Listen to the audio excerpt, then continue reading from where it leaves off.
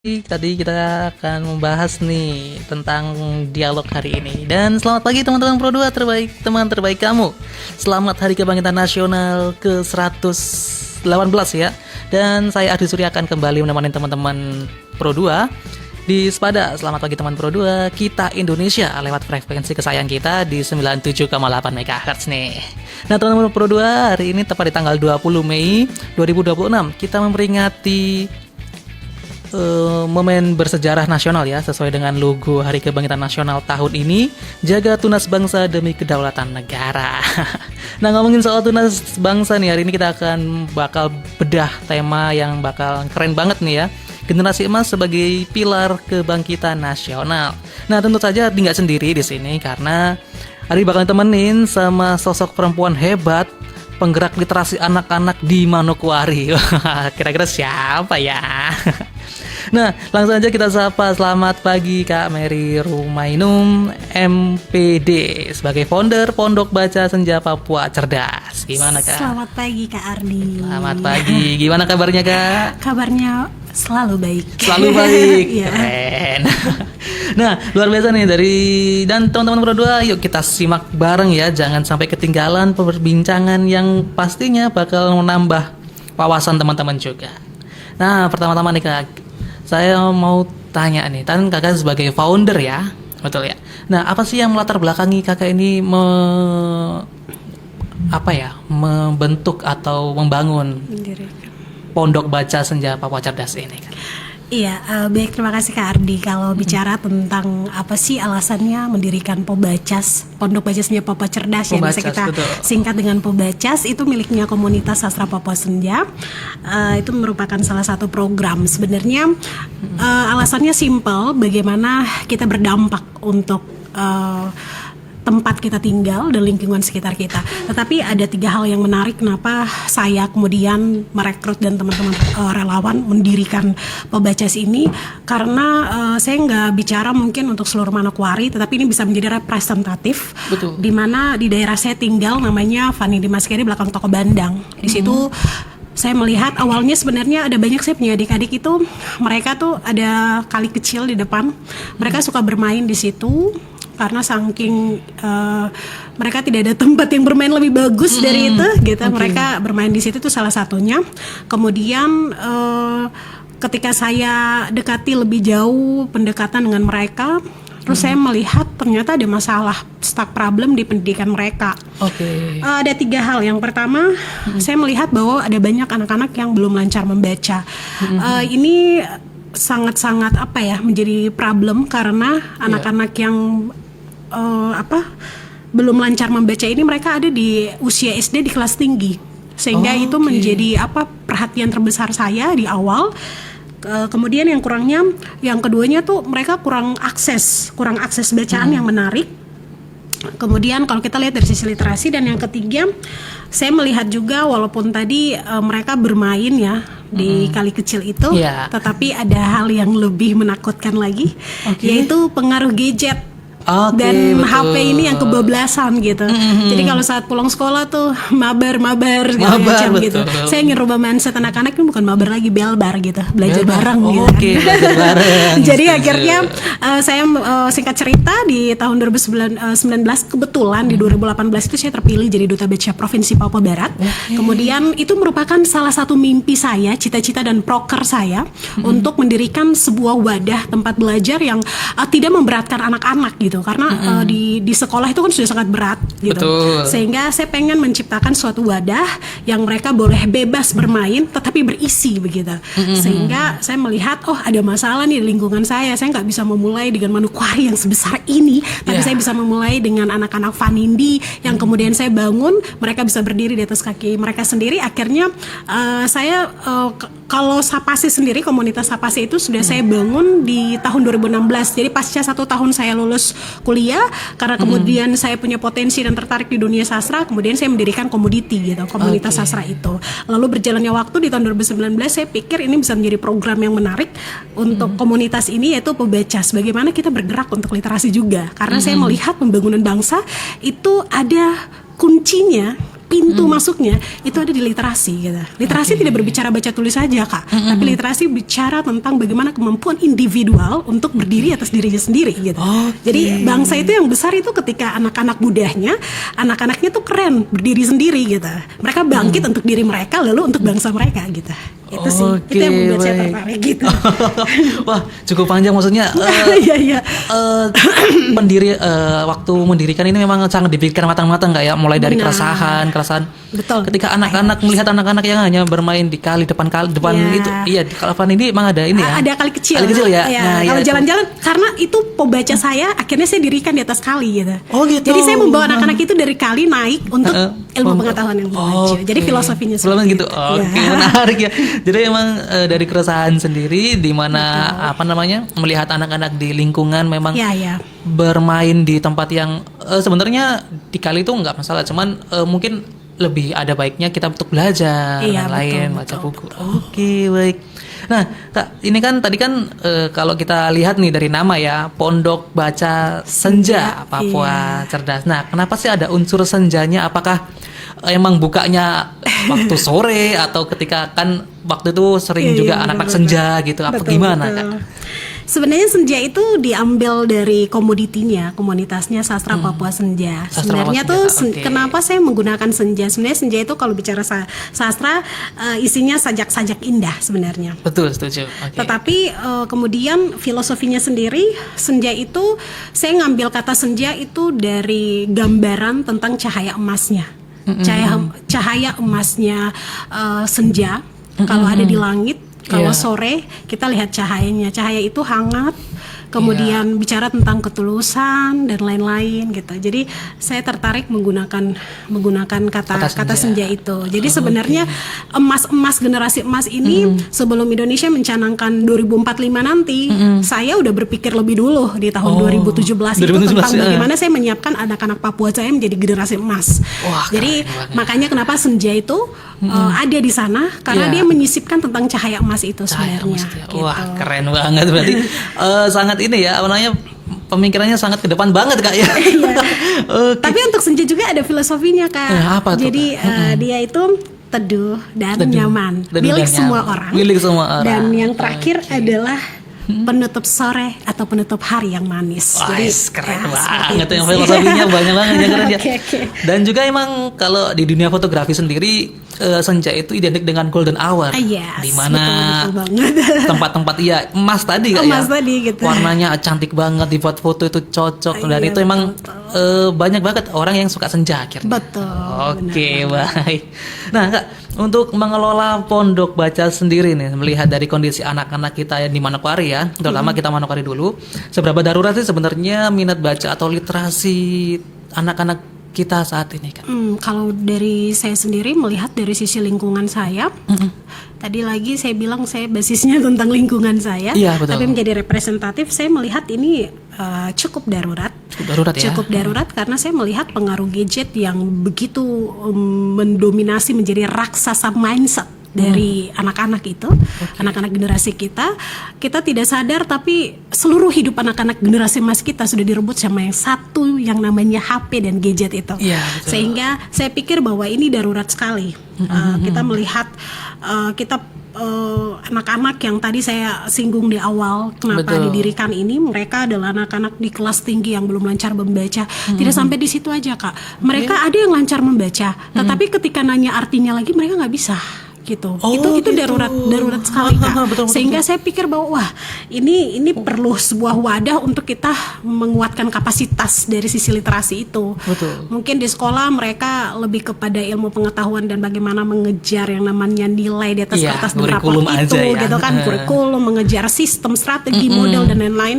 Tetapi saya berpikir bahwa di fase darurat yang saya katakan tadi, fase darurat ini saya harus melakukan sesuatu yang berdampak kecil tetapi berpengaruh besar, di mana anak-anak ini tidak datang untuk saya merebut kembali lagi hari-hari mereka, tetapi saya boleh menyesuaikan. Dan begini Kak, kita tidak akan bisa melawan raksasa yang namanya digitalisasi ini. Akan tetapi kita harus melakukan sesuatu yang lebih menarik dari yang namanya gadget. Apa yang saya lakukan di dalam Pobacas ini adalah bagaimana saya menyediakan buku-buku menarik. Hari ini anak-anak itu lebih kepada visualisasi gitu. Visualisasi, oke. Kalau HP bisa memberikan itu, kenapa tidak kita memberikan secara fisik plus kehadiran kita?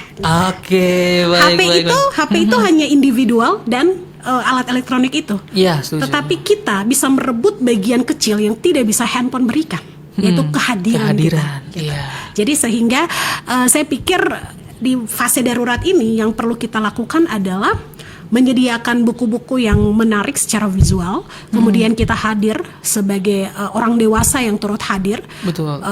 Membacakan buku-buku itu dengan cara yang menarik, atau menceritakan ilmu pengetahuan dengan sisi lain dari sekolah yang lebih menarik kepada anak-anak begitu.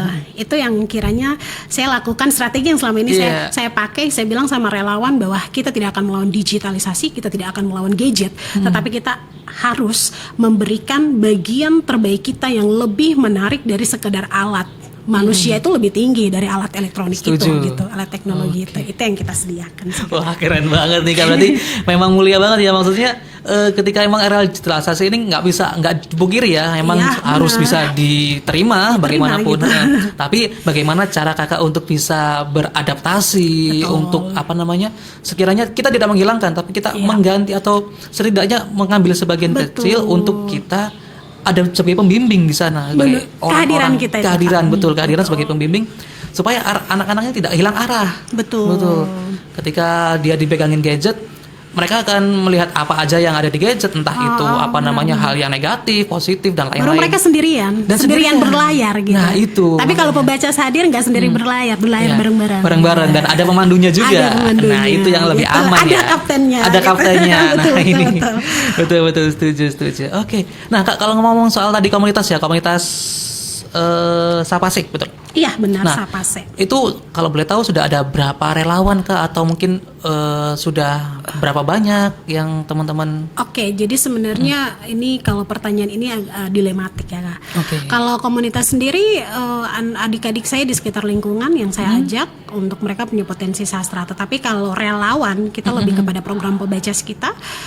Di awal berdiri itu 6 bulanan saya sendiri sebagai relawan dan pengelola Kak, berjuang sendiri, jemput anak-anak di rumah masing-masing gitu. Kita kan nggak bisa merubah mindset itu proses gitu kan, merubahnya. Jadi kalau sampai sekarang, dari sejak saya berdiri 6 bulan sendirian, kemudian adalah bala bantuan relawan, kita banyak kerjasama juga Kakak. Di awal-awal itu kita kerjasama dengan asrama Waropen. Itu jadi kakak-kakak dari asrama tuh mereka datang membantu sebagai relawan sekitar 6 bulan program kita. Gitu. Kemudian berikutnya ada yang KKN dari Unipa. Mereka juga menjadi relawan selama KKN itu di tempat kami. Kemudian juga ada beberapa komunitas-komunitas yang kemudian bergabung. Tetapi kalau relawan aslinya sendiri ada 7 orang. 7 orang ya? 7 orang sampai sekarang. 7 orang dengan penuh perjuangan Kak. Betul, gitu. Pastinya itu Dan memang kalau posisi hari ini Pembacas di tahun ini, kita sudah berjalan 8 tahun di tahun ini. 8 tahun Pembacas berdiri ini tentunya kita mendapatkan banyak tantangan. Tantangan paling terbesar ada di 2026 hari ini Kak. Karena sebenarnya makanya saya bilang tadi dilematik kalau ditanyakan pertanyaan ini, karena sebenarnya relawan saya yang bertuju ini mereka itu kan mahasiswa-mahasiswa saya. Mereka tuh sudah ada di semester akhir. Jadi mereka tuh pada fokus untuk skripsi mereka.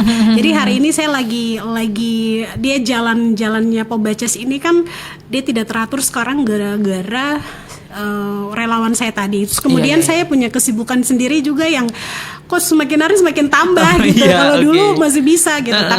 Tapi saya terus berjuang untuk setelah mungkin pekerjaan-pekerjaan saya selesai, karena mungkin saya juga sudah mau libur kampus, ini bisa kita kembali semangat literasinya gitu. Baik, memang berarti tantangannya banyak ya. Selain untuk dari eksternal kayak anak-anaknya dan lain-lain, ternyata internalnya juga ada ya, dari relawannya, gitu. Pembinanya tadi, kaptennya tadi. Iya, betul. Kak.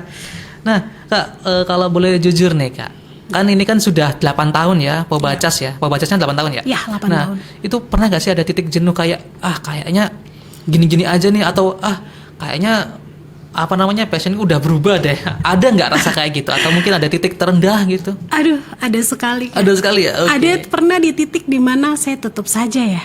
kayaknya lelah sekali gitu. Soalnya Pobacas ini tuh swadaya mandirinya saya, Kakak. Jadi ya ketika saya kerja, sebagian gaji saya kasih buat Pobacas begitu. Jadi rasa lelah sebagai manusia biasa tuh pernah sekali gitu. Ada di titik nol tuh pernah. Titik nol yang Kakak tanyakan sebenarnya tahun ini gitu. Tahun ini ketika relawan sudah sibuk sendiri, yang saya andalkan. Karena sebenarnya tahun ini saya lagi semangat karena perdana di tahun ini 8 tahun Pobacas kita sudah punya kurikulum sendiri, Kak. Sudah rampung kurikulum kita. Itu bebas merdeka kurikulumnya. Kurikulum bebas merdeka. Setelah kurikulumnya jadi, modulnya jadi, kita sekarang basis modul belajarnya di modul yang ringan ya, Kak.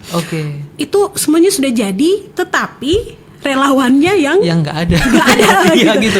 Kak, itu di titik nol sekali loh. Saya menyediakan waktu saya untuk merampungkan kurikulum, modulnya. Ini tidak gampang, Kak. Betul. Karena saya bercita-cita tinggi tentang Pobacas ini, bahwa mereka itu bisa terisi begitu. Tetapi saya memang mendapati, saya pikir ini it's okay, wajar. Di 8 tahun kita punya tantangan terbesar adalah relawan, tidak jadi masalah.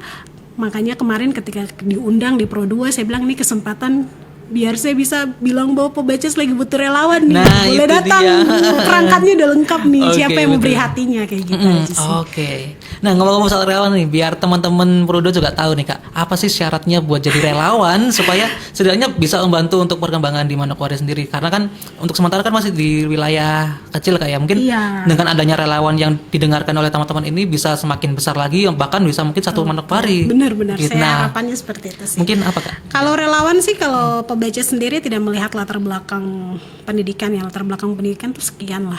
Kalau saya lebih menonjolkan bagaimana teman-teman relawan tuh punya hati dulu. Punya hati, karena gini, Pobacas tuh nggak punya uang gitu. Saya swadaya sendiri, saya nggak bisa bayar relawan. Namanya juga relawan betul. Kerja dari hati gitu, tidak pakai uang. Siapa punya hati dulu? Yang kemudian yang kedua adalah konsistensi dan komitmen. Gitu. Dan yang ketiga tentunya dia kreatif dan humoris juga. Jangan tegang-tegang lah. Ini anak-anak datang untuk sukacita gitu. Kalau kita sendiri datang dengan beban berat gitu kan. Nah, makanya itu gitu. Udah di sekolah kena guru, di sini malah kena yang kesel juga. Malah takut nanti belajarnya.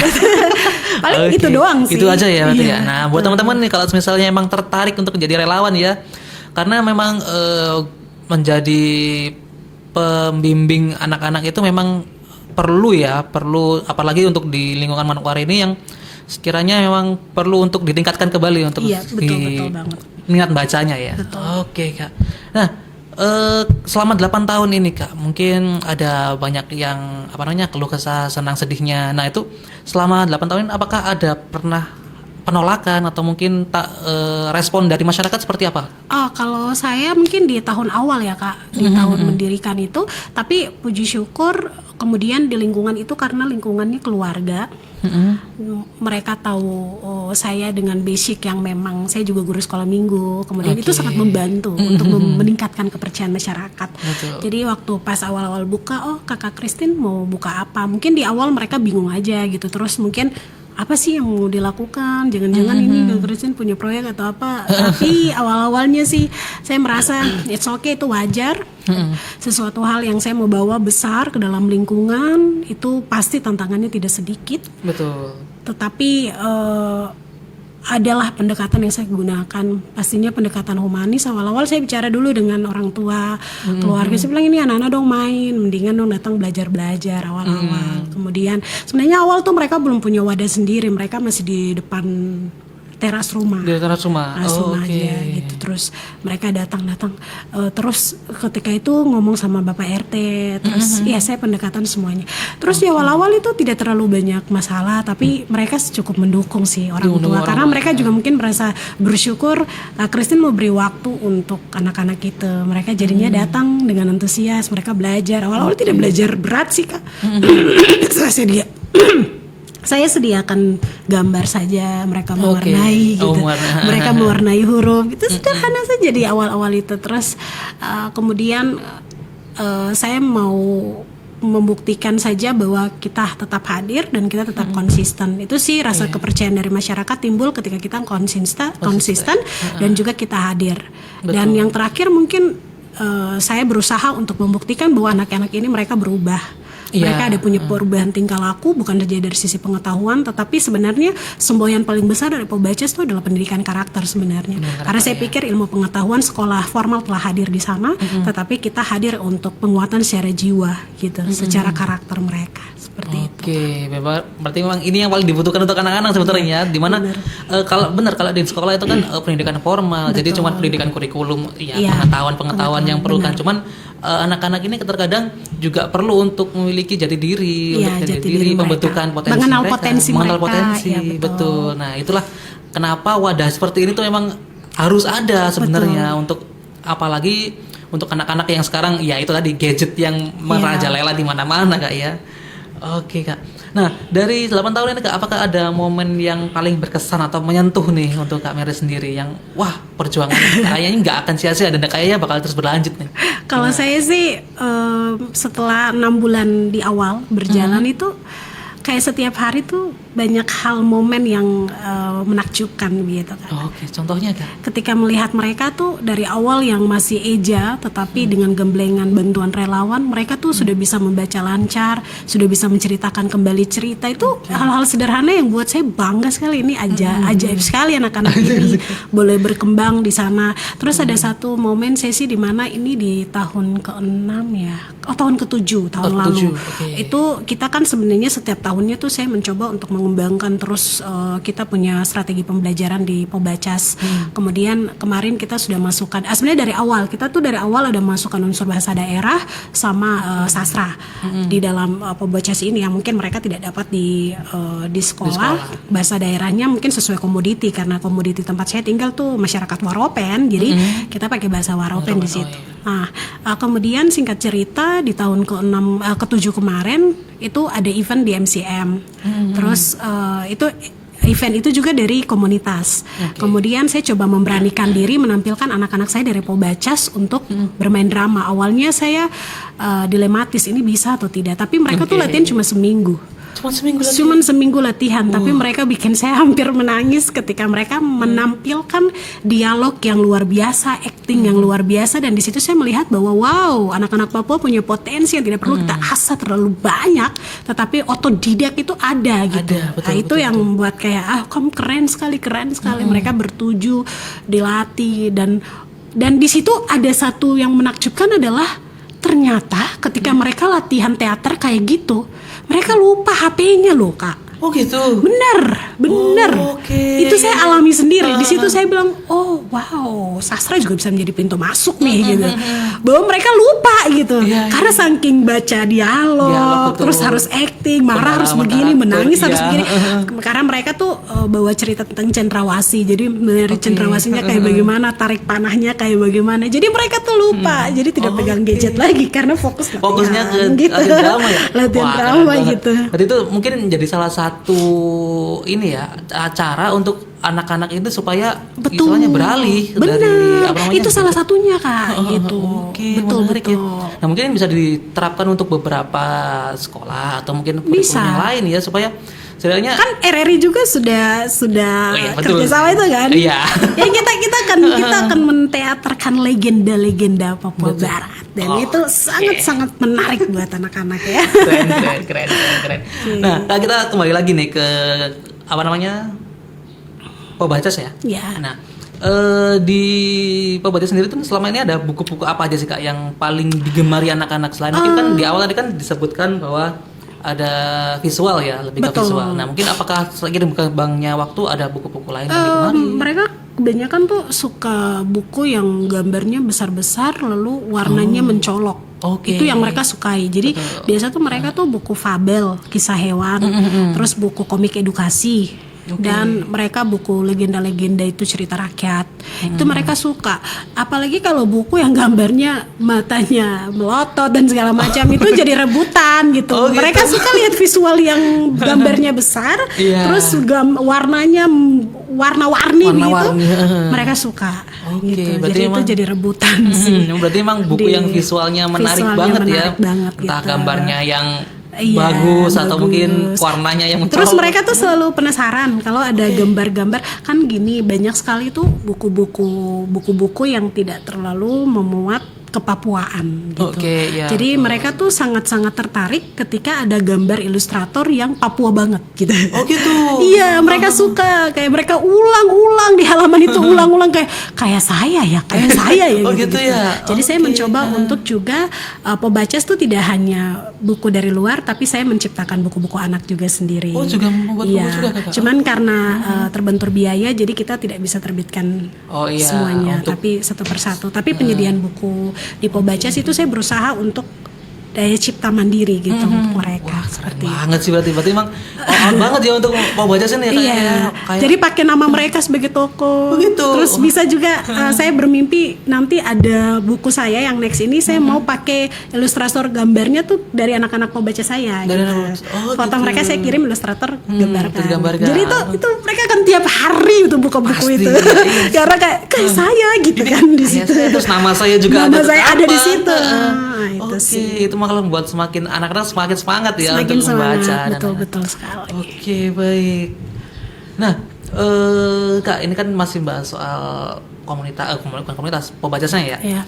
Modal utama apa sih yang dimiliki anak muda Manokwari supaya pantas disebut pilar kebangkitan nasional nih? Apa cukup pintar dan akademik saja atau mungkin ada hal-hal lain yang mendukung supaya bisa disebut sebagai pilar kebangkitan nasional? Oke. Kalau saya melihat anak-anak muda Manokwari ya di hari ini, kalau soal pintar akademik menurut saya tidak cukup ya Kak. Kurang cukup gitu. Betul.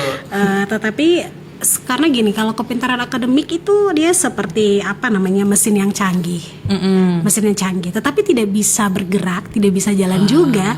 Kalau misalkan mesin canggih itu tidak ada kemudinya dan tidak ada bahan bakarnya. Setuju. Betul. Itu saya sih. Kalau dia cuma sekedar pintar, tapi kalau mesin di dalamnya tidak dirawat, gitu kan, dia tidak bisa jalan. Kalau jalan pun bisa bertabrakan dengan lingkungan sekitar. Maksudnya apa adalah yang paling penting itu jiwa mereka gitu. Jiwa mereka, iya. Yang paling penting diri dan karakter mereka. Betul. Orang cerdas itu semua orang bisa belajar Kak. Tapi belum tentu orang cerdas itu punya karakter yang baik. Iya. Tapi yang punya karakter yang baik sudah tentu dia cerdas. Kecerdasan tuh bisa kita ciptakan dalam 1-2 hari gitu. Tetapi karakter dan mindset butuh bertahun-tahun. Dan ketika keren banget ketika anak-anak muda di Manokwari ini Papua itu mereka punya itu. Lebih baik kita menciptakan 10 anak Papua yang peduli terhadap sesamanya daripada kita menciptakan 1 anak jenius yang dia melakukan itu hanya untuk dirinya sendiri, gitu. Bukan untuk orang lain. Baik. Berarti emang keren ya, sangat speechless nih. Memang karakter yang paling penting ya. Karena memang betul. Belajar mungkin siapa saja bisa belajar, entah dia karakternya buruk atau saya belajar, cuman untuk bergerak demi contoh kayak mesin kakak canggih tadi itu dia bergerak itu. Nah betul. Betul. Contoh kayak kakak kan udah pintar nih, terus kalau nggak ada hati untuk bergerak juga akan diam saja. Ya bodoh amat, entah itu anak mesinnya nggak jalan. Anaknya nggak jalan, entah itu anak-anak baik dikali ataukah kalau misalnya dari jiwa sendiri nggak baik ya otomatis ya sudah mengalir segitu saja kecerdasannya. Oke, baik Kak. Nah, kita masih bahas soal Indonesia Emas 2045 Kak ya, yang digambar-gambarkan di mana memang Indonesia ingin mengejar hal itu. Jadi targetnya adalah 2045. Nah, kira-kira nih Kak, kalau kita kerucutkan ke Manokwari atau Papua Barat sendiri, wajah generasi emas Papua 2045 ini yang dibayangkan Kakak seperti apa? Bagus sekali di pertanyaan ini nih. Soalnya saya suka menghayal ini ya. Jadi kalau sekarang kan kayaknya seluruh Indonesia lagi 2045 Indonesia Emas. Tapi saya sedang membayangkan nih Kak. Saya sedang membayangkan bahwa saya sangat percaya diri, optimis juga bahwa ketika tadi anak-anak Papua tadi memiliki karakter tadi, mungkin yang di bayangan saya tuh suatu saat nanti menuju ke 2045 kalau kita hitung-hitung 20 tahun lagi ya. Itu anak-anak Papua khususnya anak-anak Manokwari, tempat di mana saya tinggal tuh memiliki percaya diri dan berdiri sendiri. Atau berdiri sama tinggi gitu. Setara gitu. Mereka tuh setara. Kemudian yang kedua, bagaimana mereka itu bisa menguasai teknologi tanpa melupakan akar budaya. Itu sih paling keren sih. Keren sih kalau itu sih. Walaupun dia tetap pemikiran isi otaknya selevel dunia, tetapi tetap membumi. Itu keren tuh. Saya sedang membayangkan itu sih Kak. Terus yang ketiga tuh mereka tuh bukan tipe pencari kerja, tapi pembuat perubahan gitu. Jadi mereka tuh saya ingin mindset anak-anak Papua di 2045 itu semuanya tidak nimbrung menjadi PNS. Tapi mereka berdiri di atas POV mereka sendiri, mindset mereka untuk melakukan hal-hal yang kok bisa ya dia buat itu ya, kok bisa ya gitu. Bukan, aduh saya harus belajar, tidak apa-apa jadi PNS atau itu adalah. Tapi menurut saya 2045 itu PNS itu bukan lagi cara berpikir kita, betul. Tapi cara bukan prioritas kita. Ingatlah bahwa kamu harus tahu anak-anak Papua bahwa tong hanya jadi PNS baru tong berhasil begitu. Tetapi kita bisa berdiri dan tunjukkan bahwa orang tidak bisa lakukan ini, kita bisa lakukan ini. Itu tuh definisi berhasil begitu. Tetapi kan kita dengan mindset kuno ya, kita orang tua ini didik kita, saya juga, aku harus jadi PNS, ada pegangan sendiri toh. Tetapi mohon maaf, saya perempuan yang tumbuh agak sedikit berbeda karena mungkin dengan banyaknya tantangan yang saya hadapi, lalu saya melihat bahwa siapa anak-anak Papua besok jangan ada POV begitu lagi. Dong harus berdiri di dong punya kaki sendiri dan menciptakan hal-hal yang baru. Dong tidak kejar pekerjaan tapi dong menjadi agen perubahan, berdampak saja begitu. Berdampak ya. Oke, baik. Tapi memang sih Kak, kalau dilihat-lihat dari beberapa bulan ke belakang itu memang sekarang itu nggak diingatkan kalau misal PNS itu sudah nggak akan ditarik oleh Gen Z terutama ya. Iya betul banget. Sekarang Gen Z lebih tertariknya untuk membuat usaha sendiri, untuk berkembang sendiri. Bagaimana cara mereka untuk mengelola apa yang dia miliki supaya nggak bergantung sama pemerintah seperti itu. Nah itu menurutku udah menjadi satu akar yang bakal nextnya nanti Indonesia wajahnya kayak gitu kan. Nah, iya betul, itu dia. Oke, baik Kak. Nah, Kak sebagai akademisi nih Kak, sekaligus praktisi di lapangan ya, dari Pawabaran tadi, gimana sih Kak Mary untuk melihat sinergi antara pendidikan formal di sekolah dengan pendidikan non formal seperti di Pondok Baca milik Kakak? Oke, kalau saya melihat ini, saya mengibaratkan sebagai sepasang sayap. Burung itu nggak bisa terbang ketika sayapnya cuma satu. Betul. Tapi dia harus punya dua sayap untuk terbangnya tinggi gitu kan. Itu ibaratnya, sehingga saya melihat bahwa sekolah formal dan sekolah non formal mungkin contohnya seperti Pembaca atau rumah baca yang hadir di Manokwari ini sebagai bentuk pergerakan literasi itu, dia menjadi dua pilar yang tidak bisa dipisahkan. Karena dia saling membutuhkan dan saling mengisi sebenarnya. Nah kemudian mungkin saling mengisi itu terlihat dari begini Kak, seperti saya sudah jelaskan, sekolah itu dia hadir, dia punya aturan, dia punya kurikulum, dia punya strategi, dia punya model, dan dia mengarahkan anak-anak untuk mencapai evaluasi. Kalau kita bicara pendidikan itu evaluasimu harus bagus gitu kan. Nilai raportmu dilihat dengan nilai raport. Tetapi sekolah non formal atau contohnya Pembacas itu kita hadir, kita punya hati. Punya hatinya apa? Untuk bukan merubah secara ilmu pengetahuan tapi secara karakterisasi tadi. Jadi keduanya itu saling melengkapi. Sekolah punya itu, sekolah punya ilmu pengetahuan dan kurikulum. Kita non formal atau Pembacas ini kita punya hati untuk membangun karakteris tadi. Yang tadi mesin tadi kemudinya dan bahan bakarnya itu. Kemudian sekolah juga dia memberikan ilmu, tetapi kita sekolah non formal Pembacas itu kita berpikir tentang bagaimana anak-anak suka belajar. Ya, itu sasaran kita. Jadi kita saling mengisi di situ. Dan bagaimana kita sama-sama menjadi jembatan untuk anak-anak yang untuk mencapai cita-cita mereka, tetapi juga untuk anak-anak yang kurang mampu itu bukan secara finansial saja, tapi kurang mampu dari sisi pengetahuan mereka, mungkin di sekolah kurang, kemudian di Pembacas terisi dan di sekolah juga terisi, jadi jembatan buat anak-anak seperti itu.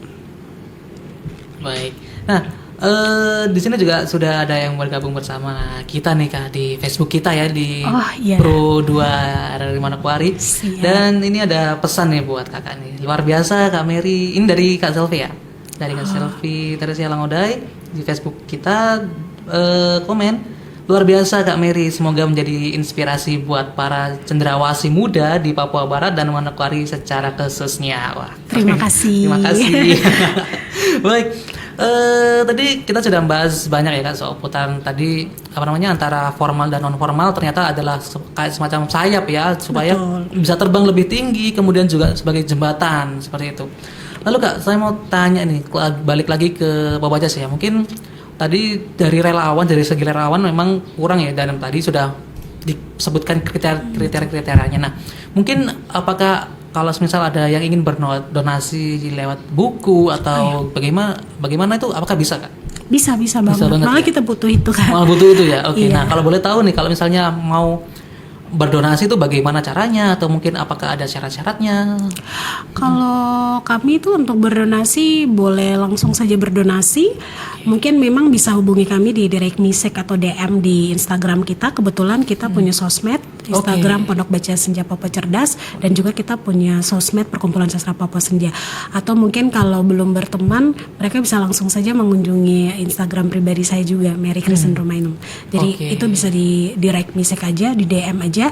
Kemudian nanti kita bisa bercakap-cakap di situ lebih lanjut. Kalau mau antar langsung ke tempatnya, kita beralamatkan, kita punya Pobacas di belakang toko Bandang, Pani Dimas Keri. Saya datang langsung ke sana Kak. Di situ gitu ya. Dari jalan langsung kelihatan di bentaran kali itu ada sedikit pondok kecil, itu tempat kami. Oh gitu. Nah, itu buat teman-teman yang sekiranya ingin berdonasi, entah itu buku atau mungkin hal lain yang ingin didonasikan, bisa banget tuh, bisa lewat langsung di tempatnya atau mungkin bisa lewat sosial media dulu ya biar dikoordinasikan terlebih dahulu.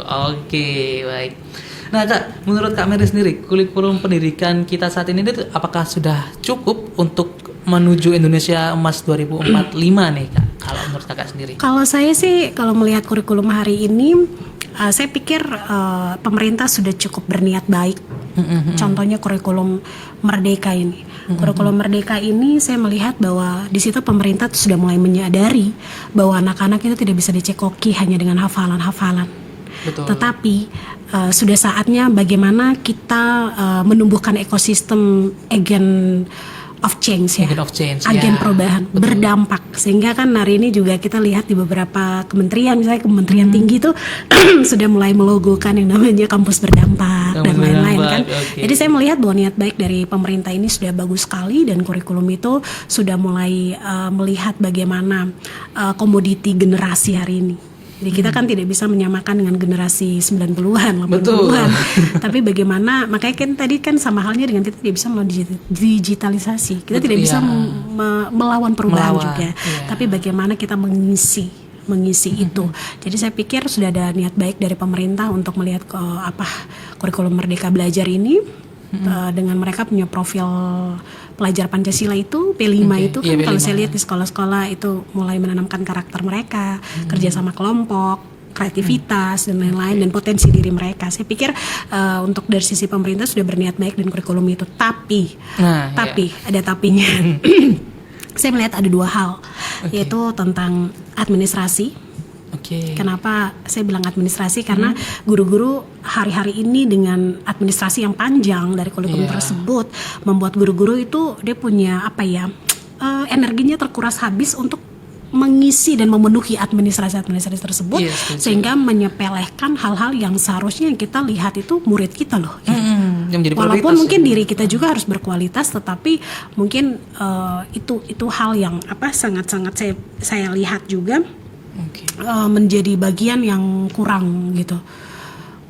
Kemudian dari sisi administrasi belum merata saja sih. Belum merata ya. Sehingga ada guru-guru yang dia mungkin lebih fokus kepada dirinya sendiri lewat pemenuhan administrasi itu, sehingga dia menyepelekan yang harusnya dia juga memberikan ruang besar buat murid. Sebenarnya itu sih ketimpangannya yang saya lihat. Tetapi kalau niat baik pemerintah, saya lihat sudah niat baik karena mereka sudah menyesuaikan diri dengan perubahan hari ini, seperti itu. Oke, baik, berarti memang dari segi kurikulumnya sudah oke banget ya. Sudah oke banget. Sudah kemudian oke menurut saya gitu ya. Oke, mungkin ini juga sebagai masukan ya untuk pemerintah supaya jika ingin memang berfokus pada pendidikan, ya kita prioritaskan dulu untuk pendidikan anak-anak. Untuk mungkin administrasi mungkin bisa di. Kemudian keingat satu lagi nih. Boleh. Ini pola pikir nih, mindset nilai angka di rapot. Gitu. Itu masih menjadi raksasa banget dalam mindsetnya Indonesia hari ini. Iya, betul. Gitu. Mereka hanya mengukur dan melihat kemampuan anak hanya di sebatas kertas itu. Oke, setuju. Iya, Sehingga potensi anak bangsa tuh terkungkung gitu. Terus anak bangsa mulai punya mindset yang kayaknya kalau nilai rapot saya jelek, kayaknya saya memang jelek deh gitu. Oke, iya.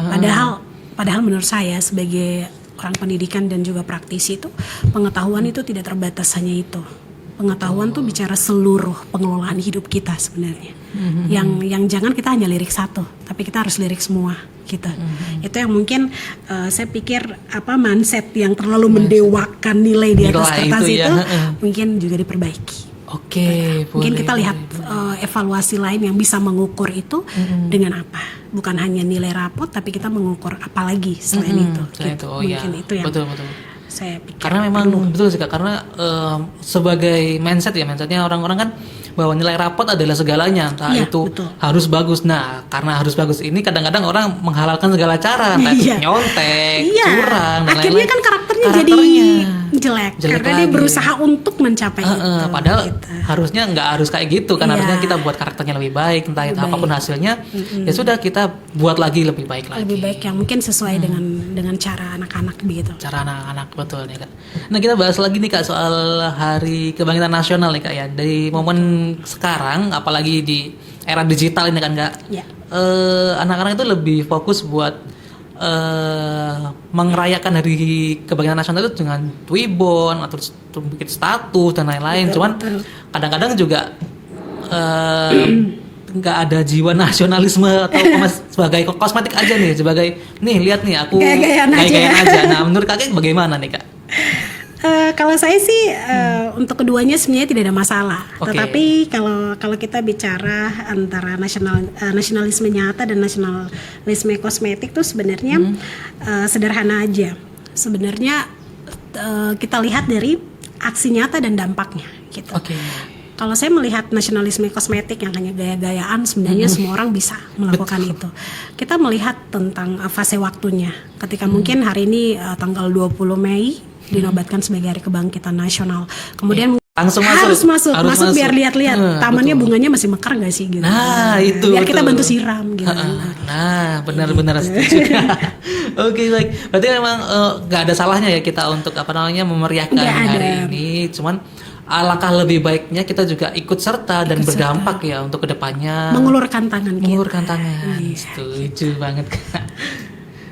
Nah, gimana sih Kak pendapat Kakak tentang fenomena anak muda ya, terutama di Papua ini saat ini yang sebenarnya kreatif banget di medsos, kreatif banget karena saya lihat memang anak-anak muda di Papua ini kreatif banget Kak. Cuman terkadang tuh bingung untuk menyalurkan arah ke formal atau kemana gitu.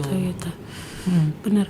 Kalau saya melihatnya sebenarnya rasa kagum, tapi sekaligus gemas juga gitu. Karena di mana saya kagum karena saya melihat anak-anak Papua Barat hari ini khususnya Manokwari itu kita sudah punya banyak konten kreator, influencer yang bergerak di musik, bergerak di komedi dan lain-lain, video sinematik Papua dan lain-lain. Saya pikir mereka tuh keren-keren sekali begitu. Keren, tetapi yang membuat saya gemas adalah potensi raksasa itu mereka hanya sebatas HP gitu, belum ada ke tindak nyatanya. Ya, kita bicara euforia nasionalisme kosmetik sebenarnya tadi juga gitu. Kekuatan itu masih ada di sana.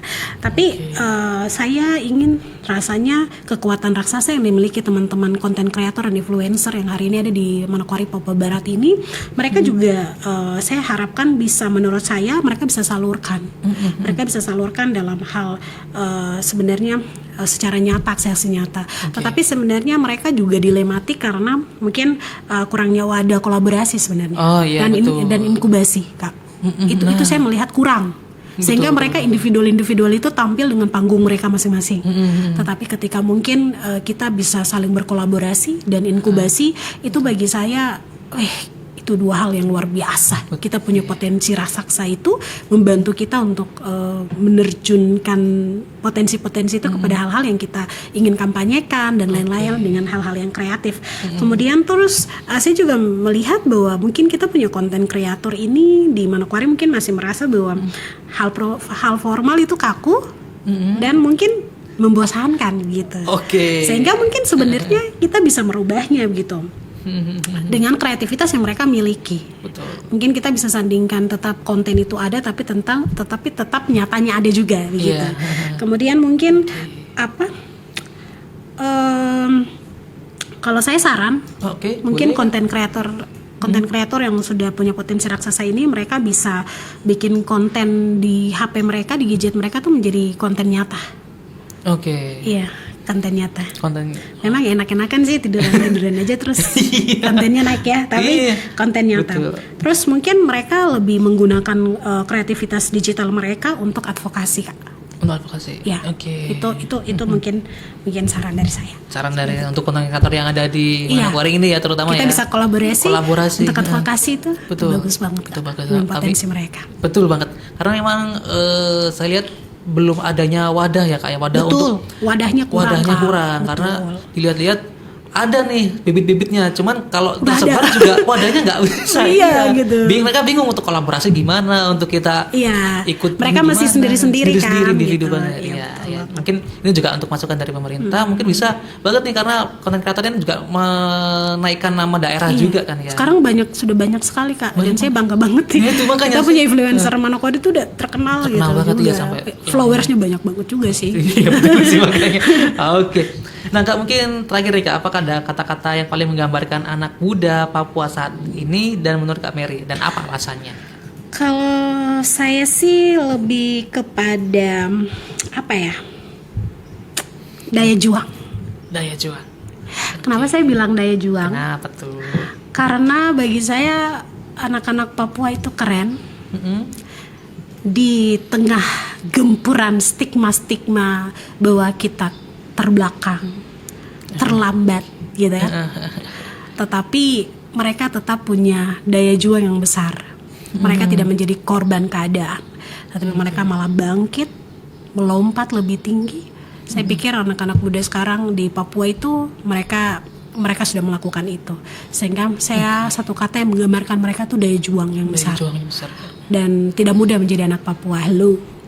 Tidak mudah. Dengan stigma-stigmanya itu, dengan kondisi keadaan kita, dengan mungkin perbedaan kita. Saya pikir bahwa kadang saya kesal juga ketika masih ada yang bertanya gini, di Papua itu ada sabun tidak gitu. Kayaknya saya pikir bukan kita yang terbelakang, kalian yang terbelakang gitu. Karena saya pikir dengan zaman yang semaju ini, mereka masih bertanya, Papua itu di mana sih gitu. Papua itu Indonesia nggak sih gitu.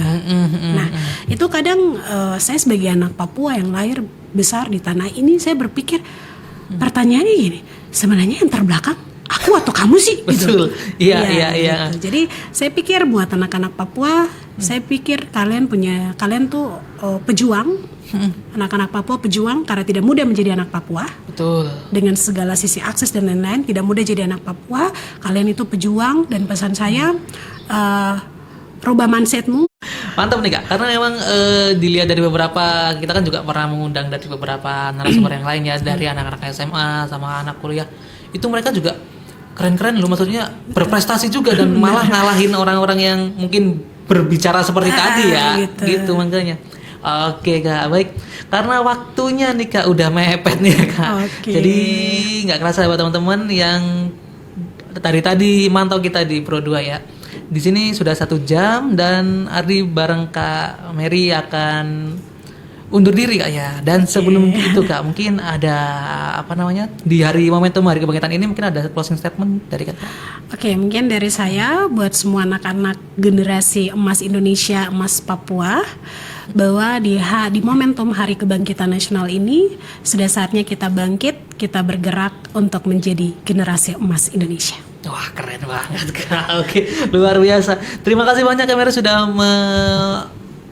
meluangkan waktu ya untuk bisa bergabung bersama kami di Pro 2 ini, dan juga terima kasih buat teman-teman yang sudah mantauin kita di sosial media kita, di live streaming kita.